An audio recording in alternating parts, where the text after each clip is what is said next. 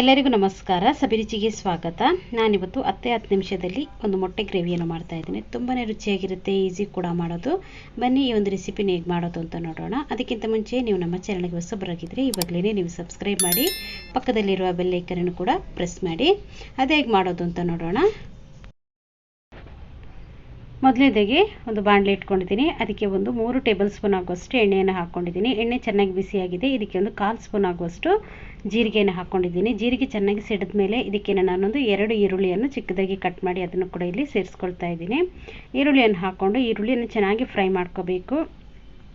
ಈರುಳ್ಳಿ full colour ಬರುತ್ತೆ ನೋಡಿ, ಅಷ್ಟರವರೆಗೆ ನಾವು ಇದನ್ನು ಫ್ರೈ ಮಾಡ್ಕೊಳ್ಳೋಣ. ಈರುಳ್ಳಿ ಚೆನ್ನಾಗಿ ಫ್ರೈ ಆದ್ರೇ ಈ ಒಂದು ಮೊಟ್ಟೆ ಗ್ರೇವಿಗೆ ಒಂದು ಒಳ್ಳೆ ಟೇಸ್ಟ್ ಇರುತ್ತೆ ನೋಡಿ. ಈ ಥರ ಚೆನ್ನಾಗಿ ಇದನ್ನು ಫ್ರೈ ಮಾಡ್ಕೊಂಡಿದ್ದೀನಿ ನೋಡಿ. ಈ ಥರ ಫ್ರೈ ಆದಮೇಲೆ ಇದ್ರ ಜೊತೆಗೇ ನಾನು ಒಂದು 1/4 ಸ್ಪೂನ್ ಆಗುವಷ್ಟು ಶುಂಠಿ ಬೆಳ್ಳುಳ್ಳಿ ಪೇಸ್ಟನ್ನು ಕೂಡ ಇಲ್ಲಿ ಸೇರಿಸ್ಕೊಳ್ತಾ ಇದ್ದೀನಿ. ಅದನ್ನು ಹಾಕ್ಕೊಂಡು ಸ್ವಲ್ಪ ಹೊತ್ತು ಫ್ರೈ ಮಾಡ್ಕೊಳ್ಳೋಣ. ಇವಾಗ ನಾನು ಇದಕ್ಕೆ ಒಂದು 3 ಟೊಮೆಟೊವನ್ನು ಕೂಡ ಇಲ್ಲಿ ಸೇರಿಸ್ಕೊಳ್ತಾ ಇದ್ದೀನಿ ನೋಡಿ. ಹಣ್ಣಾಗಿರೋ ಟೊಮೆಟೊವನ್ನು ಚಿಕ್ಕದಾಗಿ ಕಟ್ ಮಾಡಿ ಅದನ್ನು ಕೂಡ ಇಲ್ಲಿ ಸೇರಿಸ್ಕೊಂಡು ಚೆನ್ನಾಗಿ ಇದನ್ನು ಫ್ರೈ ಮಾಡ್ಕೊಳ್ತಾ ಇದ್ದೀನಿ. ಟೊಮೆಟೊ ಇಲ್ಲಿ ಚೆನ್ನಾಗಿ ಸಾಫ್ಟ್ ಆಗಬೇಕು, ಅಷ್ಟರವರೆಗೆ ನಾವು ಇದನ್ನು ಫ್ರೈ ಮಾಡ್ಕೊಳ್ಳೋಣ. ಇದ್ರ ಜೊತೆಗೇ ಒಂದು ಸ್ವಲ್ಪ ಉಪ್ಪನ್ನು ಕೂಡ ಸೇರಿಸ್ಕೋಬೇಕು. ಉಪ್ಪನ್ನು ಹಾಕ್ಕೊಂಡಿದ್ದೀನಿ, ಚೆನ್ನಾಗಿ ಫ್ರೈ ಮಾಡ್ಕೊಳ್ಳಿ. ಉಪ್ಪನ್ನು ಹಾಕೋದ್ರಿಂದ ನಮಗೆ ಇಲ್ಲಿ ಟೊಮೆಟೊ ಕೂಡ ಬೇಗನೆ ಸಾಫ್ಟ್ ಆಗುತ್ತೆ ನೋಡಿ. ಈ ಥರ ಚೆನ್ನಾಗಿ ಸಾಫ್ಟ್ ಆಗಿರಬೇಕು. ಇವಾಗ ನಾನು ಇದನ್ನು ಮುಚ್ಚಳ ಮುಚ್ಚಿ ಸ್ವಲ್ಪ ಹೊತ್ತು ಬೇಯಿಸ್ಕೊಳ್ತೀನಿ ನೋಡಿ. ಇಲ್ಲಿ ಟೊಮೆಟೊ ಕೂಡ ಇಲ್ಲಿ ತುಂಬಾ ಸಾಫ್ಟ್ ಆಗಿದೆ ನೋಡಿ. ಈ ಥರ ಚೆನ್ನಾಗಿ ಬೆಂದಿರಬೇಕು ಟೊಮೆಟೊ. ಎಣ್ಣೆಯೆಲ್ಲ ಚೆನ್ನಾಗಿ ಬಿಟ್ಕೊಂಡಿದೆ ನೋಡಿ. ಇವಾಗ ನಾನು ಇದಕ್ಕೆ ಒಂದು ಸ್ವಲ್ಪ ಅರಿಶಿಣ ಪುಡಿಯನ್ನು ಕೂಡ ಇಲ್ಲಿ ಸೇರಿಸ್ಕೊಳ್ತಾ ಇದ್ದೀನಿ.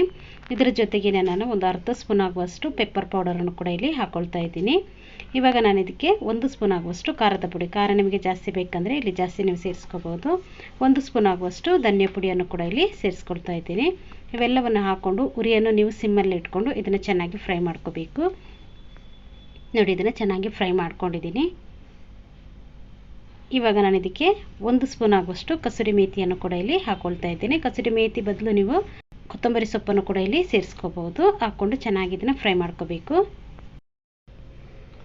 ಇವಾಗ ಈ ಮಸಾಲೆ ಹಸಿ ವಾಸನೆ ಎಲ್ಲ ಹೋದ್ಮೇಲೆ ಇದಕ್ಕೇನೆ ನಾನು ಒಂದು 1/2 ಕಪ್ ಆಗುವಷ್ಟು ನೀರನ್ನು ಸೇರಿಸ್ಕೊಳ್ತಾ ಇದ್ದೀನಿ. ಜಾಸ್ತಿ ನೀರನ್ನು ಹಾಕ್ಕೊಳ್ಳಿಕ್ಕೆ ಹೋಗಬೇಡಿ.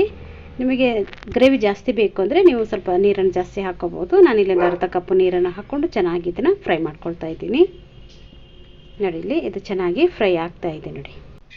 ಒಂದು 1/2 ಸ್ಪೂನ್ ಆಗುವಷ್ಟು ಗರಂ ಮಸಾಲೆಯನ್ನು ಕೂಡ ಇಲ್ಲಿ ಸೇರಿಸ್ಕೊಳ್ತಾ ಇದ್ದೀನಿ. ಗರಂ ಮಸಾಲೆಯನ್ನು ಹಾಕ್ಕೊಂಡು ಅಷ್ಟೇ ಇದನ್ನು ಸ್ವಲ್ಪ ಹೊತ್ತು ಇದನ್ನು ಮಿಕ್ಸ್ ಮಾಡ್ಕೊಳ್ಳಿ ಚೆನ್ನಾಗಿ. ಇವಾಗ ಇದು ರೆಡಿ ಆಗಿದೆ ನೋಡಿ. ಇದಕ್ಕೇನೆ ನಾನು ಸ್ವಲ್ಪ ರುಚಿಗೆ ತಕ್ಕಷ್ಟು ಉಪ್ಪನ್ನು ಕೂಡ ಇಲ್ಲಿ ಸೇರಿಸ್ಕೊಳ್ಳೋಣ. ಉಪ್ಪನ್ನು ಹಾಕ್ಕೊಂಡು ಇದನ್ನೊಮ್ಮೆ ಮಿಕ್ಸ್ ಮಾಡ್ಕೊಳ್ಳಿ. ಇವಾಗ ಇದನ್ನು ಚೆನ್ನಾಗಿ ಮಿಕ್ಸ್ ಮಾಡ್ಕೊಳ್ಳೋಣ. ಇವಾಗ ಇಲ್ಲಿ ಇದೇ ಗ್ರೇವಿಗೆ ನಾನೊಂದು 5 ಮೊಟ್ಟೆಯನ್ನು ಈ ಥರ ಚಿಕ್ಕದಾಗಿ ಕಟ್ ಮಾಡಿ ಅದನ್ನು ಕೂಡ ಇಲ್ಲಿ ಸೇರಿಸ್ಕೊಳ್ತಾ ಇದ್ದೀನಿ. ಸೇರಿಸ್ಕೊಂಡು ಇದನ್ನು ಚೆನ್ನಾಗಿ ಒಮ್ಮೆ ಮಿಕ್ಸ್ ಮಾಡ್ಕೊಳ್ಳಿ. ತುಂಬಾ ರುಚಿಯಾಗಿರುತ್ತೆ. ಚಪಾತಿ, ದೋಸೆ, ರೋಟಿಗೆಲ್ಲ ಇದು ತುಂಬಾ ಚೆನ್ನಾಗಿರುತ್ತೆ. ಅನ್ನದ ಜೊತೆಗೂ ಇದು ಚೆನ್ನಾಗಿರುತ್ತೆ. ನೀವೊಮ್ಮೆ ಇದನ್ನು ಟ್ರೈ ಮಾಡಿ. ಇದನ್ನು ಮುಚ್ಚಳ ಮುಚ್ಚಿ ಒಂದು 2 ನಿಮಿಷ ಹಾಗೆಯೇ ಇಟ್ಬಿಡೋಣ. ಇವಾಗ ನೋಡಿ 2 ನಿಮಿಷ ಆಗಿದೆ. ಇದು ಉಪ್ಪು ಖಾರ ಎಲ್ಲ ಚೆನ್ನಾಗಿ ಇಳಿದಿರುತ್ತೆ.